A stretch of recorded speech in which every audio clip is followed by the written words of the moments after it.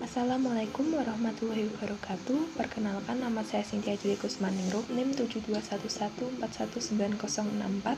Kali ini akan mempresentasikan sistem pendukung pengambilan keputusan. Yang pertama yaitu pembuatan keputusan.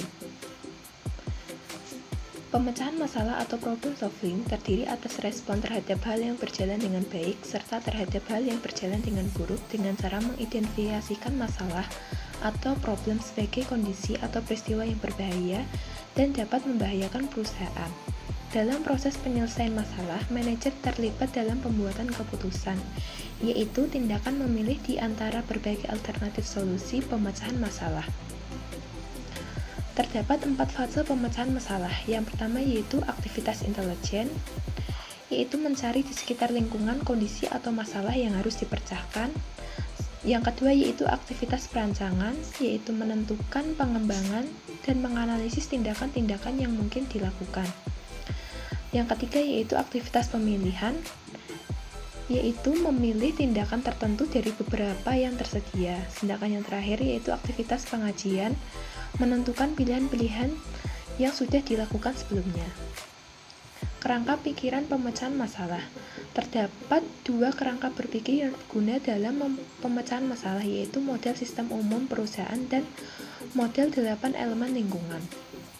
Model sistem umum digunakan sebagai suatu sistem yang mengidentifikasi elemen-elemen penting yang harus ada serta aliran dana, informasi, dan keputusan yang menghubungkan elemen-elemen tersebut. Pendekatan sistem. Perlakuan pemecahan masalah yang paling detail dilakukan ketika menyajikan pendekatan sistem, yaitu sederetan langkah yang direkomendasikan ke dalam 3 tahap. Upaya persiapan, upaya pendefinisian, dan upaya pemecahan.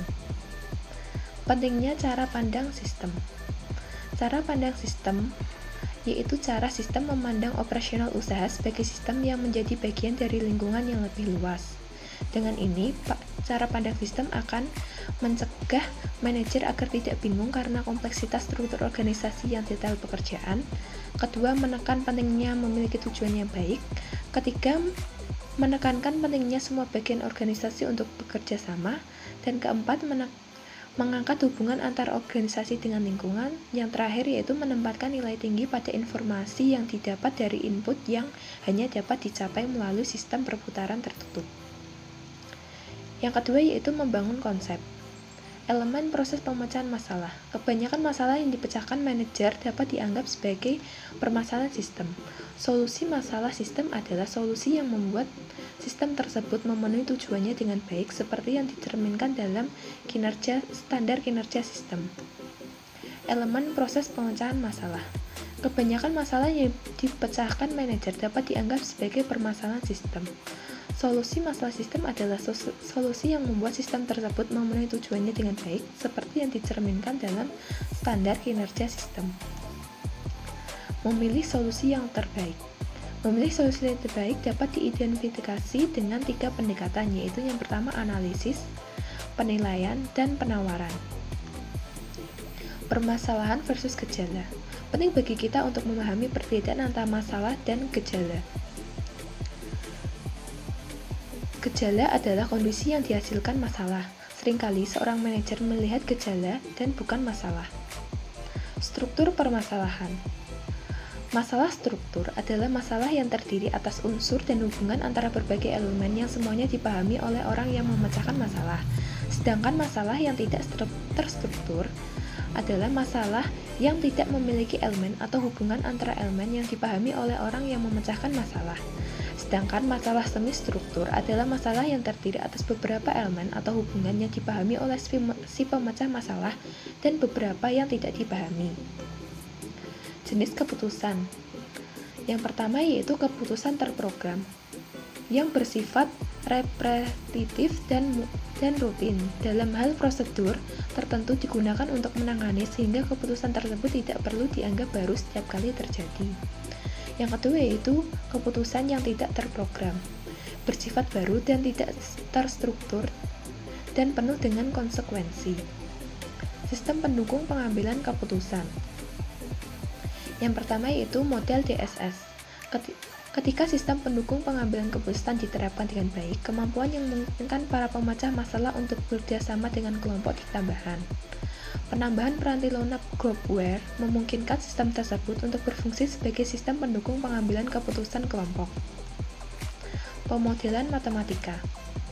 Terdapat 4 jenis pemodelan matematika. Yang pertama yaitu model fisik, yang merupakan gambaran 3 dimensi entitasnya, model naratif, model grafis, dan yang terakhir yaitu model matematis. Penggunaan model. Model memiliki 3 kegunaan utama, yaitu yang pertama, memberikan pengertian. Model biasanya lebih sederhana dibandingkan dengan entitasnya. Yang kedua yaitu memfasilitasi komunikasi, dan yang terakhir yaitu memprediksi masa depan. Kelas model matematik. Model matematis dapat diklasifikasikan ke dalam 3 dimensi. Yang pertama yaitu model statis atau dinamis, model probabilitas atau deterministik, model optimisasi atau suboptimisasi. Simulasi dan teknik simulasi. Simulasi adalah tindakan menggunakan model. Simulasi terjadi dalam skenario tertentu dan memprediksi dampak keputusan orang yang memecahkan masalah tersebut. Teknik simulasi. Manajer biasanya melakukan model optimisasi hanya sekali. Model ini menghasilkan solusi yang terbaik menggunakan skenario tertentu dan variabel-variabel keputusan. Kelebihan dan kelemahan pemodelan. Manajer menggunakan model matematika bisa mendapatkan manfaat melalui hal-hal berikut.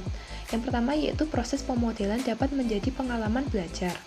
Kecepatan proses simulasi memungkinkan sejumlah besar alternatif dapat dipertimbangkan. Model memberikan kemampuan memprediksi pandangan ke masa depan, dan yang terakhir yaitu model tidak semahal upaya uji coba. Sementara terdapat 2 kelemahan dasar. Yang pertama yaitu kesulitan untuk membuat model sistem bisnis akan menghasilkan model yang tidak mencakup semua pengaruh terhadap entitas. Dan yang kedua yaitu kemampuan matematis tingkat tinggi dibutuhkan untuk merancang model yang lebih kompleks.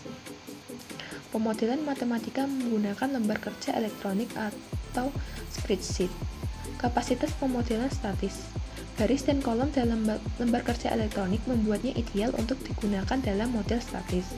Sedangkan kapasitas pemodelan dinamis, lembar kerja sangat sesuai untuk digunakan sebagai model dinamis. Kolom-kolom yang tersedia amat sesuai untuk periode waktu. Kecerdasan buatan. Kecerdasan buatan adalah aktivitas penyediaan mesin seperti komputer dengan kemampuan untuk menampilkan perilaku yang akan dianggap sama cerdasnya jika kemampuan tersebut ditampilkan oleh manusia. Terdapat beberapa kecerdasan buatan. Yang pertama yaitu sistem pakar, jaringan syaraf tiruan, algoritma genetik, dan agen cerdas. Sistem pendukung pengambilan keputusan kelompok. Yang pertama yaitu konsep GTSS. Sistem pendukung pengambilan keputusan kelompok adalah sistem berbasis komputer yang membantu sekelompok orang melakukan tugas yang sama dan memberikan antarmuka untuk digunakan bersama. Peranti lunak yang digunakan dalam situasi ini bernama groupware. Letak lingkungan GTSS. GTSS membantu pemecahan masalah dengan cara menyediakan lokasi yang kondusif untuk komunikasi. Berikut adalah 4 lokasi GTSS berdasarkan ukuran kelompok dan di mana lokasi kelompok. Ruang keputusan adalah tempat sekelompok kecil orang yang bertemu secara langsung. Jaringan keputusan wilayah lokal atau LAN. Dan yang terakhir yaitu sesi legislatif. Meletakkan TSS pada tempatnya. Ketika kecerdasan buatan ditambahkan, fitur ini benar-benar mengubah karakter TSS. Seorang pernah menggambarkan perbedaan antara TSS dan sistem pakar dengan cara menjelaskan bahwa ketika seorang manajer menggunakan TSS, maka ia duduk di depan komputer dan berusaha menemukan bagaimana cara menggunakan tampilan informasi untuk menyelesaikan masalah. Kecerdasan buatan memungkinkan DSS untuk memberikan tingkat dukungan keputusan yang semula tidak dibayangkan oleh para visioner DSS. Sekian presentasi dari saya. Untuk lebih lengkapnya, kalian bisa mendownload link PPT di deskripsi. Terima kasih.